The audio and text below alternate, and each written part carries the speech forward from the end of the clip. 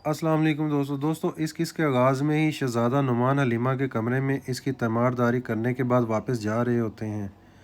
ऐन इसी वक्त लैला के कमरे में अल अज़ीज़ दाखिल होता है। उम्मुल खैर यानी आया जान अल अज़ीज़ को बताती है कि ये हलीमा के वालिद हैं।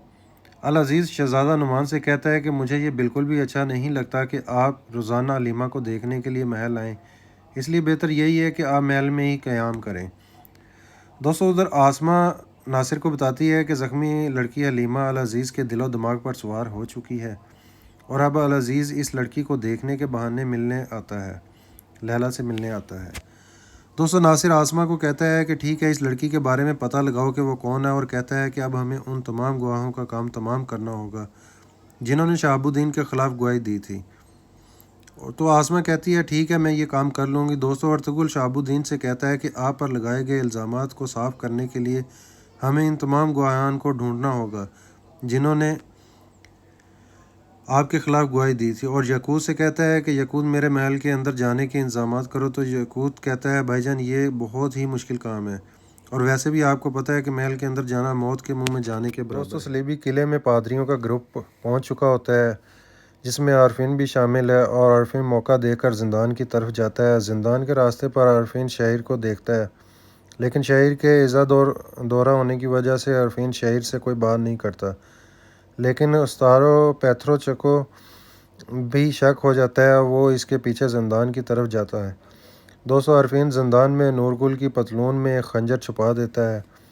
नूरगुल से कहता है कि हम बहुत जल्द तुम्हें यहाँ से निकाल लेंगे। जब वो ज़िंदान से बाहर आ रहा होता है तो इसी लम्हे उस्ताद पेथरोश भी पहुँच जाता है। दोस्तों इधर एक तरफ तो आसमा शहाबुद्दीन के एक मुहाफ़िज़ का काम तमाम कर देती है, तो दोस्तों इधर सहराए में दिली दमीर कहता है कि वैसे तो मैं बच्चों को कहानियाँ सुनाता हूँ, लेकिन आज मैं तुम सबको एक कहानी सुनाता हूँ कि मदीना के करीब यहूदियों का एक बहुत ही मजबूत किला खैबर था, जो कि मुसलमानों के ख़िलाफ़ शर की एक जगह थी। एक बार हजूर पाक सल्लल्लाहु अलैहि वसल्लम ने यह फ़ैसला किया कि इनके मुनकरीन पर एक कारी ज़रब लगाई जाए, और उन्होंने अपना लश्कर किले पर हमले के लिए भेजा, लेकिन मुसलमान पहले हमले में वो किला हासिल ना कर सके। तो हजूर पाक सल्लल्लाहु अलैहि वसल्लम ने दूसरी बार हमला करने के लिए कहा, लेकिन पहले हमले की तरह ये भी नाकाम और बेसूर साबित हुआ। फिर हजूर पाक सल्लल्लाहु अलैहि वसल्लम ने फरमाया कि मैं लश्कर का अलम उस शख्स के हवाले करूँगा जो इसका हकदार है और जिसके वसीले से ये फ़तह हमारा मुकद्दर हो गया। हजूर पाक सल्लल्लाहु अलैहि वसल्लम ने हज़रत अली रज़ियल्लाहु तआला अन्हु को बुलाया और इन्हें फरमाया कि अली जाओ और किला फ़तह करो। तो हज़रत अली गए और खैबर के दरवाज़े के सामने जाकर खड़े हो गए और अल्लाह का नाम लेकर अपना एक कंधा दरवाज़े के साथ लगाया और ज़ोर से धक्का दिया। और दोस्तों वो दरवाज़ा जिसे बड़ी बड़ी फ़ौज भी ना तोड़ सकी, वो हज़रत अली रज़ियल्लाहु तआला के एक धक्के से इस तरह इनके पाँव में आ गिरा जैसे गली हुई लकड़ी हो। तो दोस्तों किला फ़तह हो गया। तो दली दमीर कहते हैं कि असली कलाम यह है कि बेशक हम पर हलफ के दरवाज़े बंद हैं, लेकिन एक बहादुर ऐसा ज़रूर उठेगा जो कि ना तो शिकस्त पर मायूस होगा और ना ही फ़तह पर मगरूर होगा। दोस्तों यकूत आकर अर्तुगरुल और शहाबुद्दीन को बताता है कि आपका एक मुहाफ़िज़ ज़िंदान में, और कहता है कि हमें अब जल्द से जल्द दूसरे दो गवाह यानी कि एक यहूदी शराब खाने वाला और दूसरा ताजर के पास पहुंचना होगा। दोस्तों जब अर्तुगरुल इस यहूदी मैं खाने वाले की दुकान पर जाता है तो सिपाही पहले इसका काम तमाम कर चुका होता है, लेकिन वो अर्तुगरुल को वहाँ पर जाते देख लेता है और वो वापस आकर नासिर को बताता है कि मैंने इस मैं खाने में वाले का काम तमाम कर दिया है, लेकिन वहाँ पर अर्तुगरुल आ पहुँचा। तो नासिर इस तीसरे ताजर का काम तमाम कर देता है और अपने सिपाही से कहता है कि इसकी लाश उठाओ और इस दुकान पर जाओ और वहीं इंतज़ार करो, और जब अर्तुगरुल इस तीसरे गवाह के पास आएगा तो हमें आकर बताओ, हम आकर वहीं अर्तुगरुल से दो दो हाथ करेंगे। तो उधर अर्तुगरुल अकेला ही इस तीसरे ताजर के दुकान के बाहर इंतज़ार कर रहा होता है।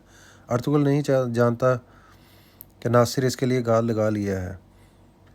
दोस्तों उधर बाबर और रोशान आपस में बातें करते हैं। बाबर रोशान से कहता है कि मुझे बिल्कुल भी अच्छा नहीं लग रहा कि हमने भाई को अकेला छोड़ दिया। रोशान कहता है कि भाई बच्चे नहीं हैं, वो अपनी हिफाजत कर सकते हैं, लेकिन मुझे इस चीज़ की फ़िक्र है कि उधर एक तरफ हमारा कबीला कूच कर चुका होगा, अब हम इन्हें कौन सी ज़मीन दिखाएंगे, और दूसरा नूरगुल भाई सलीबों की कैद में है, हम शाही ना को तो क्या मुंह दिखाएंगे। دوستو جب ارطغرل تیسرے گواہ یعنی کہ تاجر کی دکان پر داخل ہوتا ہے تو سامنے اس کی لاش پڑی ہوتی ہے اور ناصر کا ایک سپاہی موجود ہوتا ہے، اور دوستو یہیں پر اس قص کا اختتام ہوتا ہے۔ اب دیکھنا یہ ہے کہ اگلی قسط میں ناصر کے سپاہی ارطغرل کو پکڑ لیں گے یا پھر ارطغرل ان کے چنگل سے انہیں مات دے کر نکل جائے گا۔ تو دوستو تب تک کے لیے اجازت دیں، ہم اگلی ویڈیو میں آپ کے لیے 23ویں قسط کے بارے میں بتائیں گے۔ دوستو ابھی تک آپ نے ہمارے چینل کو سبسکرائب نہیں کیا تو سبسکرائب کر لیں اور لائک کر لیں، ویڈیو کو شیئر کریں۔ تب تک کے لیے اللہ حافظ۔